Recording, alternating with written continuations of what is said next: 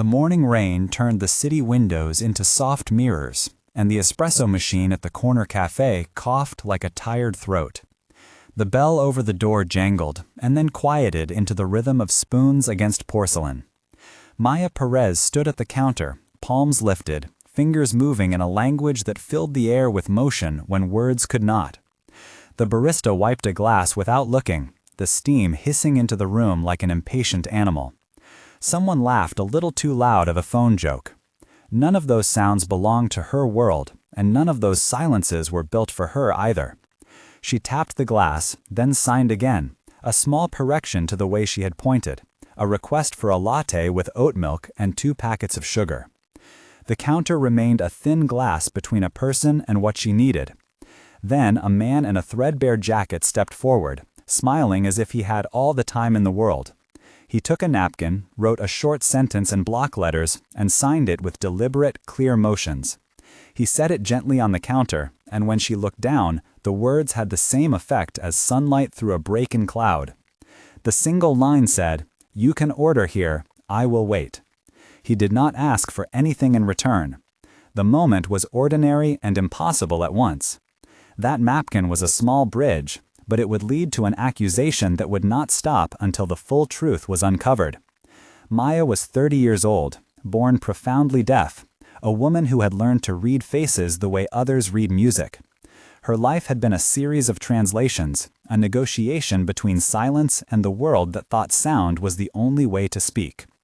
Her apartment smelled of lemon cleaner and old books. Her fingers remembered the weight of her brother Luis, who had died 3 years earlier when an autonomous delivery vehicle misread a crosswalk signal. The medical examiner had written errors in precise, indifferent ink. The company building the vehicle had issued statements full of the kind of words that propagated like oil slicks, covering over edges that might have caught light. There had been a settlement, cold and small, and an audit that read like a closed book. Maya carried a photograph of Luis on her phone, the corner of the image worn from being touched often.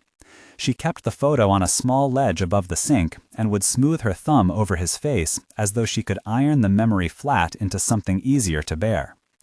In the morning she walked the route Luis had taken, tracing the same cracked sidewalk where he had once paused to tie his shoe. The coffee shop had become a place of small repairs. The napkin with the waiting man's sentence hummed in her pocket for hours after she left, a pulse of human softness. In a city arranged against people like her. Ethan Cole was 42, a single father, and the man at the counter. He smelled of rain and gasoline and a children's backpack half zipped over one shoulder. His daughter Lily slept in the back seat of his car when she could not sleep at night, head tipped against the window seeing lights pass like fish scales. He had lost his wife to a sudden illness the year Lily was born. That grief had a different shape, but it made him slow in the corners that required gentleness. Ethan had worked for 5 years, driving a maintenance van around a neighborhood owned by Arcadia Systems, a tech company that had promised to make transportation easier for everyone. He had watched their prototypes roll through alleys and plazas, watched how people started to measure their days by arrival times of things that had once been human hands. He remembered one summer night when a drone missed a drop and a child cried until the stars blinked back. He also kept a secret he had not told the world. He recognized the logo in the back of the napkin that Maya had put down without realizing what it contained. He had once been an internal courier for Arcadia, and he knew what negligence within a system looked like. That recognition was not coincidence.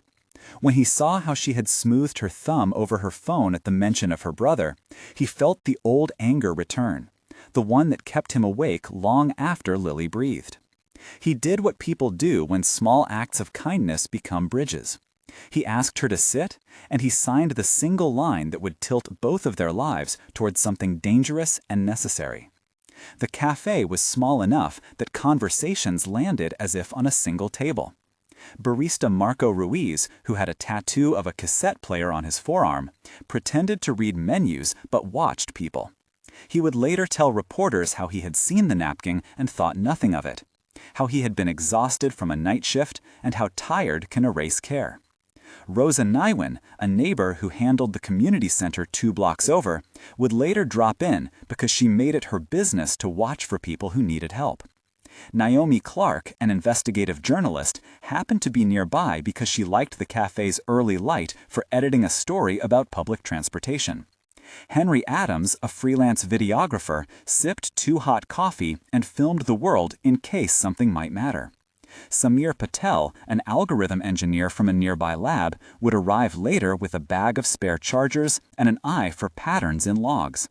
Daniela Ortiz, a civil rights lawyer who specialized in disability law, had a reputation for taking cases that felt impossible. Fiona Blake, from the state regulator office, was procedural and slow, and she made her calls despite the way bureaucracy could feel. Like pouring water into a bucket with holes. That circle of names would expand and contract, tie themselves to each other by anger and care, by memory and by the practical mechanics of bringing a company to account. What began as a small, kindred sign became a question neither Maya nor Ethan could shake. The company Arcadia Systems had built a voice-first ordering kiosk that promised inclusion. Marketing copy flowed with words like accessibility and user-centered design.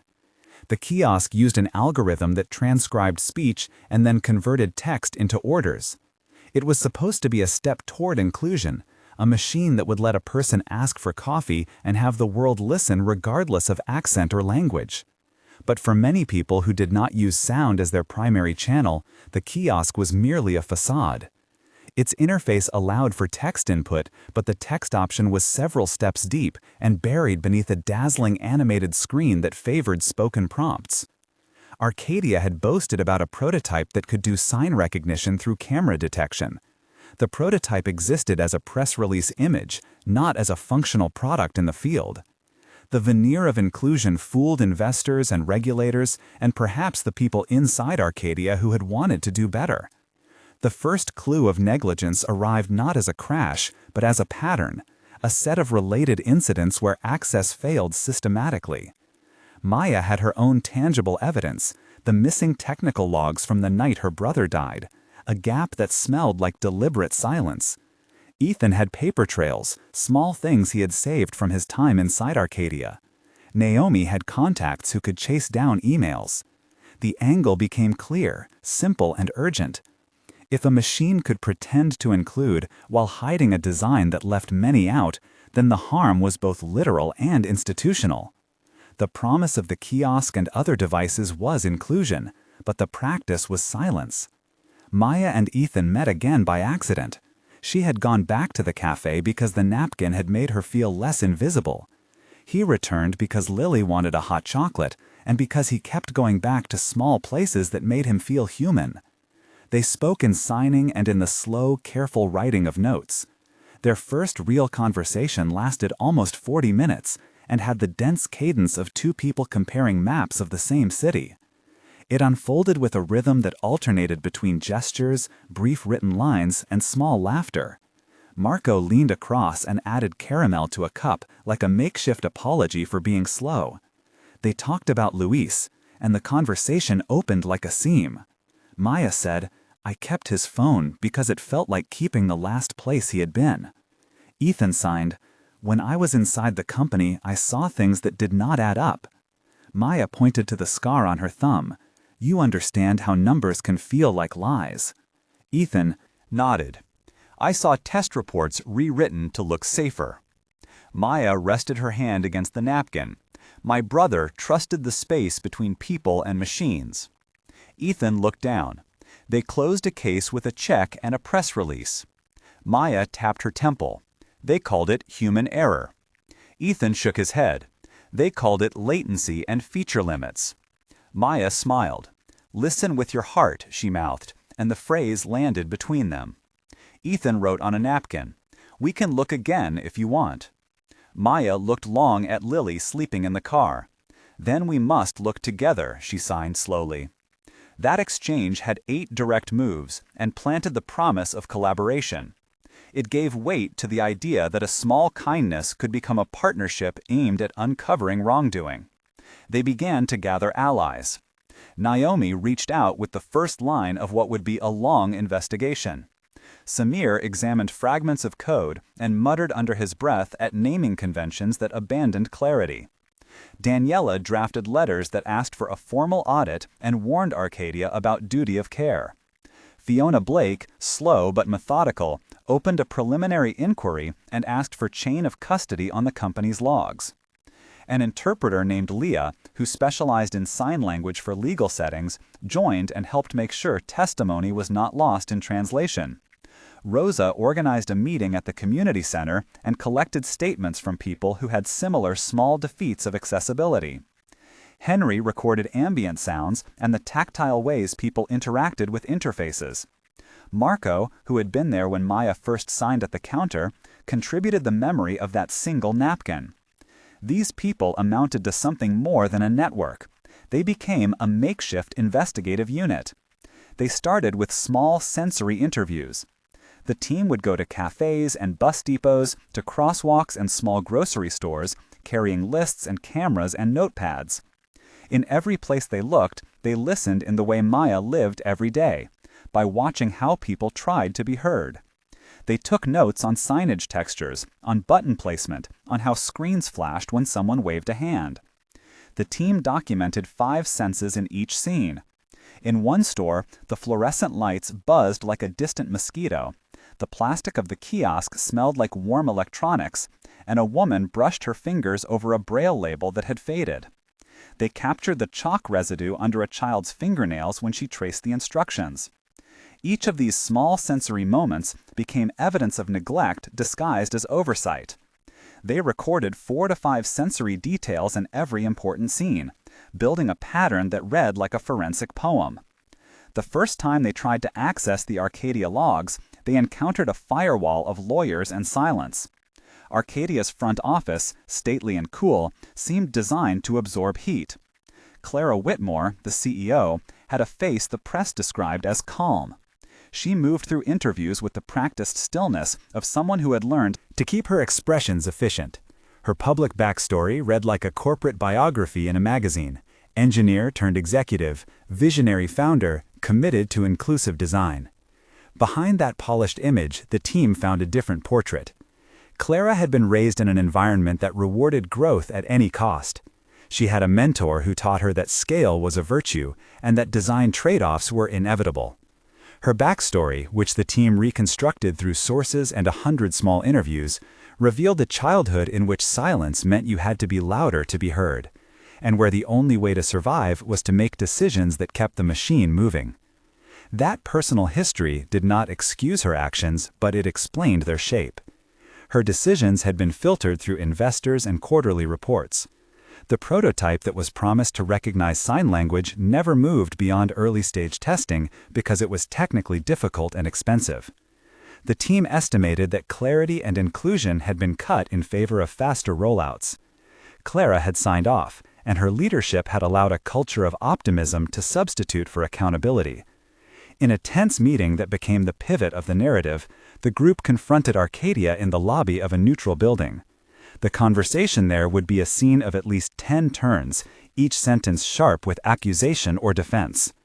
The team brought sensory details to the meeting: the smell of new carpet that always made people feel safer, the too white light that flattened shadows, the way security badges clicked like small metronomes. The dialogue between Clara and the coalition went like this, long and sustained, each exchange full and public. Naomi began. "We have a list of incidents that suggest systemic failure." Clara smoothed her hands. "We made products that served millions." Daniela leaned forward. "But millions includes people the system ignored." Clara looked at the papers. "Our audits passed regulatory review." Samir interjected. "The internal logs were modified to remove error flags." Clara shook her head. "Our engineers had to triage live services." Ethan signed and Leah translated. "We saw a pattern that cost a life." Clara paused. "How can you prove causation from a single event?" Maya tapped the photo of Luis. "This single event is a person." Fiona read from her folder. "The regulator is opening a formal inquiry." Clara closed her eyes briefly. "If we find procedural lapses, we will act." Naomi pushed. "Then start by releasing the full logs without redaction." Clara replied. "We will comply as permitted by law." Samir added, "The metadata shows timestamps were altered." Clara steadied herself. "We retained counsel and will challenge improper requests." Daniela responded, "Then the court will decide what is proper." Ethan said quietly, "We want truth, not another statement." Clara looked at Maya. "We have made sacrifices at scale. Sometimes there are consequences." Maya signed, "We will not be silenced again." Clara inhaled, "The company will cooperate for the integrity of the system." That exchange had the necessary intensity, the friction between legal formality and human testimony. It was long enough and balanced enough to meet the storytelling demand for extended dialogue in a pivotal scene. As they pursued the logs, Samir and Naomi discovered a shadow archive on Arcadia servers, a directory with test logs annotated by internal engineers that had not been included in the public audit. It contained error rates, timestamps, and notes like "See operator override here" and "Do not escalate." The team needed chain of custody to make the evidence admissible. They worked with Daniela to draft a subpoena and coordinate custody with Fiona. The first technical explanation they offered the public had to be precise and accessible. The team prepared a short, plain language description of what the logs showed. The explanation read like this for a public audience, a clear paragraph within 300 characters. The system logged sensor inputs and the corresponding classification output. When the classifier failed, engineers marked an override without creating a persistent error report. Metadata showed deletions at key timestamps. That pattern suggested intentional suppression of error data rather than accidental loss. This explanation was brief and aimed to be usable in court filings and in news segments. It used terms like logs, metadata, chain of custody, and error classification to orient non-technical listeners. It fit the requirement to explain processes in plain language so that the evidence would not remain opaque. The discovery of the shadow archive was the moment that intensified the campaign, and it led to a series of tension points that would punctuate the investigation. One such moment occurred late at night when Arcadia's legal team served a cease and desist. The team felt cornered. The tension was not only external. Maya felt a swell of old guilt. For years, she had lived with the aftertaste of the word negligence applied to a life that no one could return. The scene where she confronted her memory had sensory details that made the feeling visceral. The coffee in her cup cooled until it tasted like metal. The rain outside sounded like a rhythm that matched her heartbeat. She touched the photo of Luis and remembered the smell of his jacket, the precise cadence of his laugh. That moment of doubt nearly stopped her. She considered walking away. Ethan found her and spoke softly. Ethan signed, "Do not let them make the silence permanent." Maya hesitated. "I am afraid the truth will not be enough." Ethan tapped her hand. "The truth will change who can be heard." Maya looked up. "We started because a man wrote a napkin." Ethan smiled. "Then we finish because we will make them write a new one." The campaign grew. Naomi published a long feature that combined human testimony and the shadow logs. Henry edited footage that showed the kiosk screen buried options for text input and how camera images of sign language were reduced to static thumbnails. The piece used sensory description to orient the viewer. Camera lingered on the glossy surface of the kiosk, the way it reflected a face as if to say, "We are listening." It showed a close-up of a stamped letter from Arcadia that read, "Recall is unnecessary." It played audio of a conference call where an engineer said the prototype was not prioritized because investors wanted market rollout first. The story used several witnesses. Marco described the napkin. Rosa described the community center meeting where parents murmured about the ways their children were erased. Leah translated Maya's testimony into a courtroom-friendly transcript. Samir provided a reconstruction of the algorithm's decision tree using simplified diagrams. The piece tied these elements together, and within 48 hours, the public reaction was intense. People who had been ignored by product design felt seen. Inclusion advocates started a petition with thousands of signatures overnight. Arcadia reacted by invoking legal protections and offering to do an internal audit. Clara appeared in a video in which she used the word transparency a dozen times. The company promised an external review, but internal emails had language that suggested delay. The pressure mounted. Daniela filed suit, asking for full disclosure of the shadow logs and for a forensic examination of the company's development process. The court assigned a neutral expert, but the team feared that Arcadia would stonewall.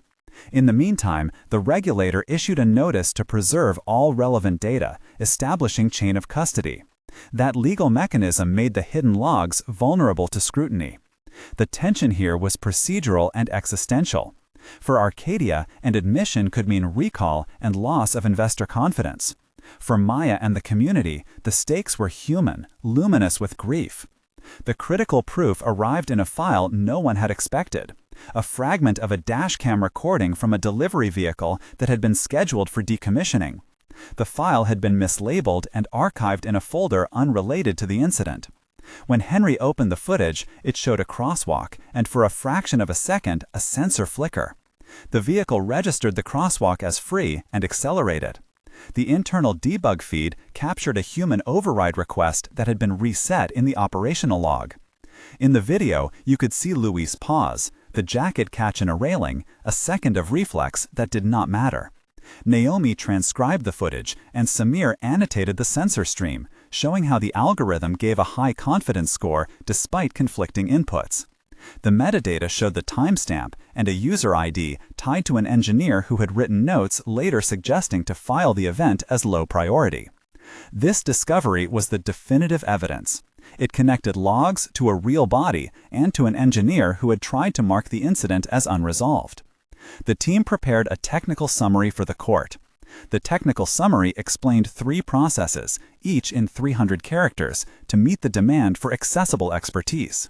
First, sensor fusion was described as the system combining camera and LiDAR. Inputs into a single classification. Second, the override procedure was explained as an internal flag that suppressed error reports when a manual clearance occurred. Third, metadata analysis showed that timestamps had been adjusted post-event to match normal patterns, a practice that obscured causation and undermined the audit trail.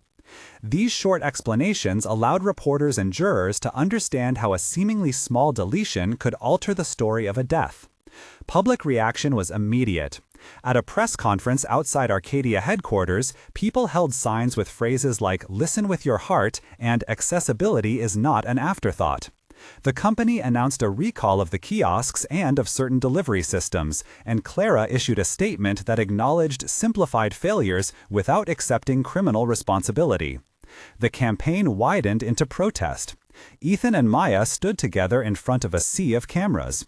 The public saw a woman who had been ignored be recognized by the same system that had failed her brother. The climax unfolded in a courtroom scene and in a public meeting of regulators. Arcadia executives were forced to testify. Under oath, internal emails were read aloud. The engineer who had written the note about low priority, a middle manager named Thomas Hale, admitted that he had been pressured to classify problems as features to meet deadlines. The legal outcome was mixed. The court found that Arcadia had been negligent in its development processes and ordered a series of remedies. The judgment required an independent audit of Arcadia's algorithms, a full release of internal logs to a public archive under chain of custody, and the creation of a fund for families affected by autonomous errors. The company was mandated to recall certain models and to fund inclusive design research. There was no criminal conviction, a fact that left many simmering with anger. But there was a measure of accountability that had not existed before. Clara Whitmore resigned from the CEO role and was required by the settlement to support a transparency initiative for 2 years. She claimed later that stepping down was the hardest decision she had made. Maya, who had begun the story invisible to some, now spoke widely about design and access. Her testimony and the public evidence led to a wave of policy proposals in the state legislature that demanded algorithmic audits for public-facing systems. The community organized workshops on inclusive design, and Arcadia funded a fellowship for deaf and disabled engineers as part of the settlement. That outcome, imperfect and incomplete, felt like a fragile repair. There were moments of tension that remained vivid. A reporter tried to discredit Naomi by claiming her sources were biased. The company attempted a PR campaign to reframe the narrative as an isolated failure. An engineer threatened to leak proprietary code in retaliation. Each of those moments demanded a decision. The team met late and deliberated, weighing reputation risks against the necessity of transparency. Maya, at one point, sat in the quiet of the community center and let her fingers spell out names to help an interpreter make a list of priorities. She had to choose between continuing to press or stepping back for rest. She chose to continue because Lewis had no vote in the world and someone had to be his voice. 1 month after the story broke, the city had changed in small ways. Cafes posted clear instructions for alternative ordering methods. The community center installed a tactile map and trained staff in basic sign. Maya had started teaching a weekly class on interacting with technology for people who used sign. The first epilogue moment was intimate, a set of small victories described in detail. 1 month later, Maya walked into the same cafe. The barista Marco had a laminated card with sign symbols and had learned the simple phrase for ordering. The air smelled of roasted beans and lemon cleaner. People looked at their phones less and at each other more. Ethan brought Lily and sat with Maya as she taught a small group how to communicate with kiosks that now offered a visible text option on the first screen. A plaque at the entrance recognized the community campaign. Maya touched the photograph of Lewis in her bag and felt less alone. 3 months later, Arcadia had released a public dataset of redacted logs for external review and had funded a community audit. Naomi published a follow-up piece that included interviews with engineers who had left Arcadia and with experts in algorithmic fairness. Samir and a team of independent researchers published a paper about sensor fusion and bias. The community center had a new funding source and ran legal clinics. Clara Whitmore participated in a panel on corporate responsibility and apologized in a way that was measured and incomplete. The law had changed incrementally, adding language that required regulatory audits for certain classes of public-facing systems. The third-month scene carried a mixture of legal process and personal recovery. The sensory details here were different. Courtrooms smelled of dry paper and stale air. The taste of coffee had become more bitter in the mornings for some, a reminder that progress can be costly. 6 months after the exposure, the epilogue showed deeper transformation and the seeds of systemic change. Arcadia had instituted a new role for accessibility officer and hired people with disabilities into product leadership. The recall of specific models had led to an open-source release of certain safety modules. Maya co-founded a nonprofit that provided legal and technical support for families harmed by algorithmic negligence. Ethan taught Lily to sign a new phrase, "Listen with your heart," and she signed it back with the earnest sincerity only children can master. The city installed clearer crosswalk lighting and adopted a policy requiring public consultation for deployments of autonomous systems. The sensory details at 6 months carried warmth. People tasted steamed milk that was not rushed. The soundscape of the neighborhood was softer, less frayed by machines that moved without accountability. The epilogue closed on a small, quiet act. Maya and Ethan sat at the cafe table, hands folded, watching a child push open the door and sign for the bell. They smiled. The last line followed with an emphasis that had been a leitmotif throughout, a reminder of why they had risked so much. "Listen with your heart," the narrator said, and the phrase rested like a stone turned over to reveal a small seed. If this story moved you, know that you are not alone. If you felt the weight of what happened to Maya and Luis, tell us a story of your own.